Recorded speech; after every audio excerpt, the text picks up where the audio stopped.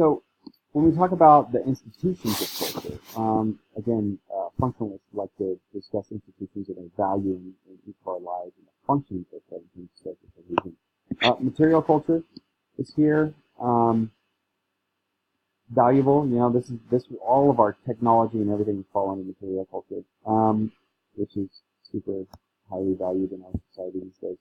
Also, art and play are also an important piece in entertainment as well here. This is everything from your favorite football team or whatnot.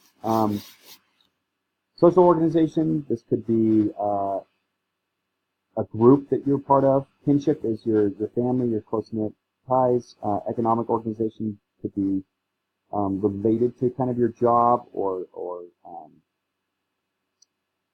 banking structure. Means of production has a lot to do with job as well, so those kind of tie in. Political organization, which institution in terms of, like if you think in an American context, Democrat, Republican, independent, progressive, whatever that looks like. Religious systems is kind of its own separate entity in terms of institutions.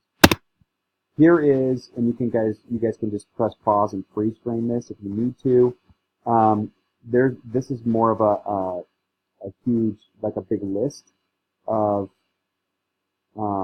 what those institutions are and kind of bigger definitions. Structuralism, again, Radcliffe Brown kind of did a combination of structuralism and functionalism. Claude Lévi-Strauss is really the one that we talk about with structuralism as a theoretical component, right?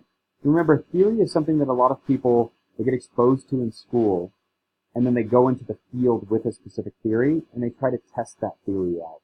I would say that I went into the field as kind of a functionalist, looking at the equinox of Chichen Itza, trying to figure out if that event brought cohesive elements of the Mayan, and I found that it was one of those things that contributed to Mayan cultural identity, even though they might work in Cancun at a resort.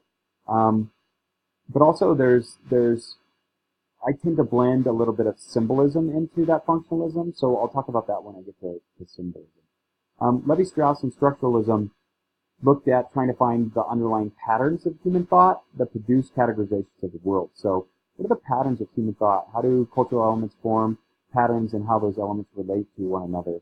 And really what he starts to kind of come up with in the example that I give here is this would be a pattern, right? In language, binary contrast, which is right and wrong, night, day, black, white, okay? Those are binaries. And a lot of times we live in that Western version of binaries, but Lévi-Strauss would basically say that our binary construct of language and how we view the world really creates this whole other pattern of thought. And his one of his theories on this is that he writes a bunch of books, one on myth, which is really, really short. You could kind of read it in the library if you need to just check it out. It's like a 50-page book on myth. What he discusses is that it's this binary structure of life and death that a pattern that creates this whole necessity for things like myth and religion and funeral practices and this whole other structure of how to live, because you are going to die, so it's this balance between this binary structure of life and death, really. Fascinating stuff, and again, the whole like pattern of thought really starts to tie into some linguistic theory as well, and we'll definitely talk about that down the road. Cultural materialism or Neofunctionalism. Marvin Harris is probably the most famous cultural materialist we have. He's going to also utilize some of this dialectic idea, the materialistic dialectic, kind of coming out of Marx a little bit, blended in with some Hegel. It's a little bit different than Marx in that it's not just focused on equality, inequality, and means of production, aka the job.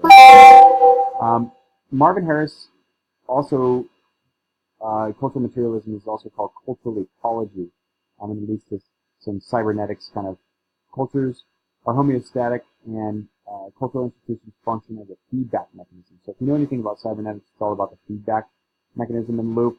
And this holds up pretty well. I mean, if you go out and you interact with a group, that interaction is going to feedback on yourself. And this really has a lot to do with George Herbert Mead's ideas around internal dialectic. How does the self change given new information? If I combat that or agree with that, somehow that's got to change myself a little bit. And this is the cybernetic kind of ideas on feedback loops is more at a cultural level. If a new element is introduced, there's going to be some feedback loop that changes that culture. And this is, again, anthropologists are obsessed with finding out how culture change happens and why. He believed in the idea of infrastructure, structure, and superstructure. His infrastructure is natural laws governing acquisition of life-sustaining energy, and really this was his focus. He believed that the infrastructure piece was the most powerful, and this is where you get a little bit of Marxism, in that eating food and protein and things like that is going to dominate the rest of what culture is. So he breaks it down into, again, an ecological standpoint, which is where are you getting your food, how are you getting your food. That number one Malinowski basic need is going to be the key here to moving towards these kinds of ideas. He writes Cows, Pigs, Wars, and Witches, and really what he's known for is a specific chapter in there that's the sacred cow. And his whole analysis is why in India do they not eat the cow? If everybody needs protein, his cultural ecological standpoint is, yeah, but so he investigates that. And what he finds is that actually the cow is more valuable alive. And this is, so there's one side of it that would say it's religious and it has everything to do with reincarnation. And then there's another side that says, yeah, but there's an ecological, materialistic avenue to this. And what he finds is that in India, they burn the dung for fuel, which is key. They use the cows for milk, and they use them for animals that work in the field. These are all three components that start to make it look like actually the cow is more valuable alive.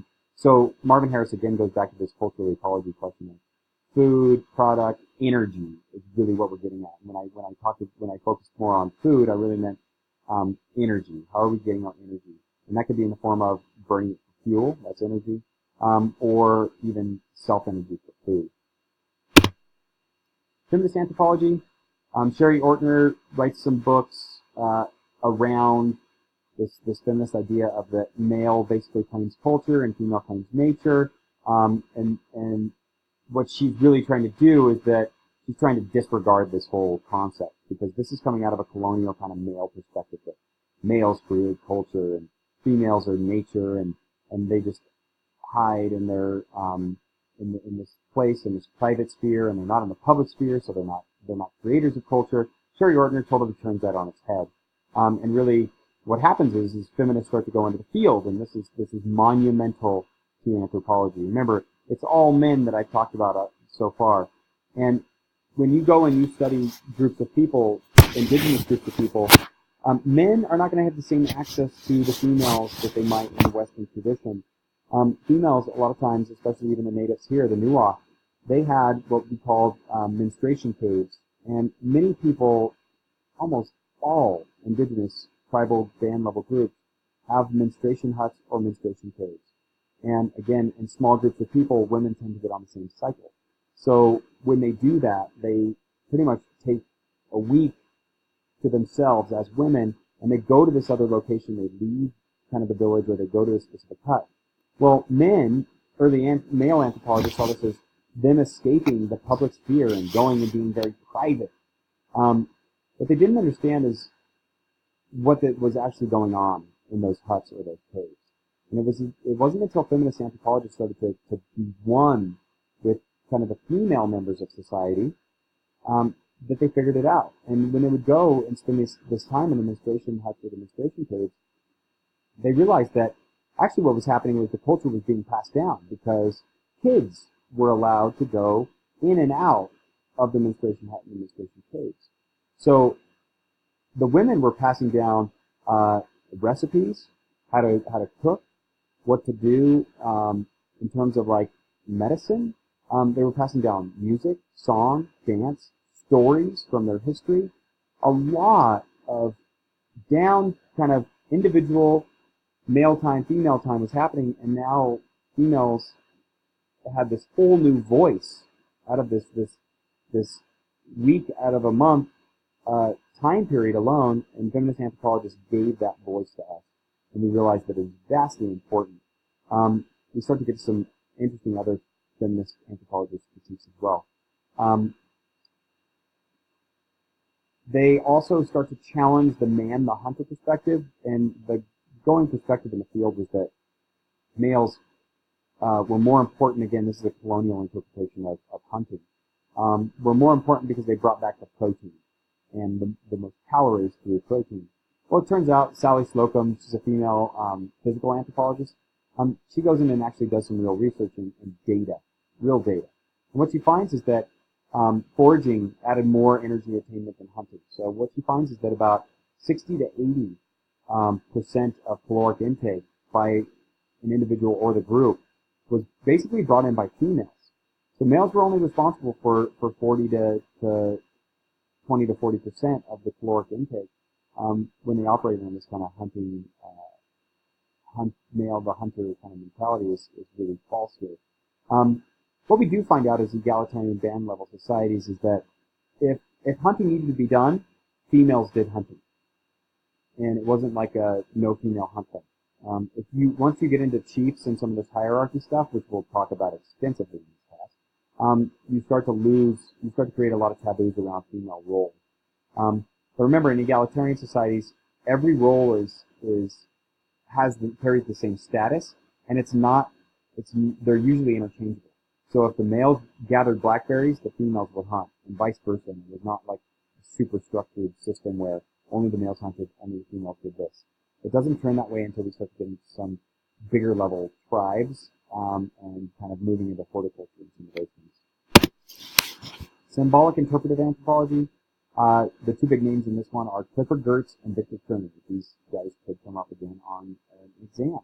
And again, their whole point here is that symbols are means of transmitting meaning, and that everything is symbols, right? Culture is a mental phenomenon that takes place in our heads, our interpretation, our subjectivity, and how people formulate their reality is really that subjective interaction with the outside world, whether it be people or the environment. Geertz, again, I mentioned him earlier with thick description, studied in Bali. He studied the cockfights in Bali, and really what he was looking at is what are the underlying symbolic meanings of this interaction. It wasn't necessarily, he didn't find that it was the economic exchange. It had a lot more to do with kind of the interactions between the symbolic interactions that the cockfight was not intending to create, but was creating. Geertz basically says that culture does not lie apart from individuals, but lies in their interpretations of events and things around them. So you can also see that Geertz is moving towards this Michael Jackson version of inner subjectivity as well. If we're all talking and speaking in this symbolic way that only we understand, it's only through that thick description and that thick dialogue that we can get to kind of some understanding or analysis of them. Practice theory, we have Pierre Bourdieu, who really focuses on habitus, which is habits and routines of people. This is where Bourdieu starts to bring in some of these, like, we need to focus on the everyday life stuff, and it is important, and we're going to do the work because it's going to tell its own story. It doesn't have to only be the rituals and the important stuff that we're going to focus on. Practice really gets into practice, right? Everyday life gives us insights into institutions, structures, and society, and really a focus becomes on power. Michael Foucault is very big in power, and he's a sociologist just like Bourdieu. Anthropology claims a lot of what they do and they apply it to the field. Bourdieu's practice and habitus, really, I utilize a lot in kind of my own theoretical perspective. Again, I'm not at the level of Bourdieu, nor do I pretend to be. These guys are masters of theory and knowledge, and for me, I try to take little tidbits and they kind of help me with not only teaching my class, but maybe how I live my life, right? So my focus tends to be mainly on process and change, and a lot of that has to do with like teaching archaeology and some of these other things. And again, I talked about symbolic functionalism. Those tend to be my real focus. So what does the process look like of getting to Chichen Itza during the equinox? What is that process of the actual ritual? But then what is the symbolic meaning that brings us all together and creates this cohesive element? And this, it is a practice. So a lot of Bourdieu is in kind of my own personal kind of theoretical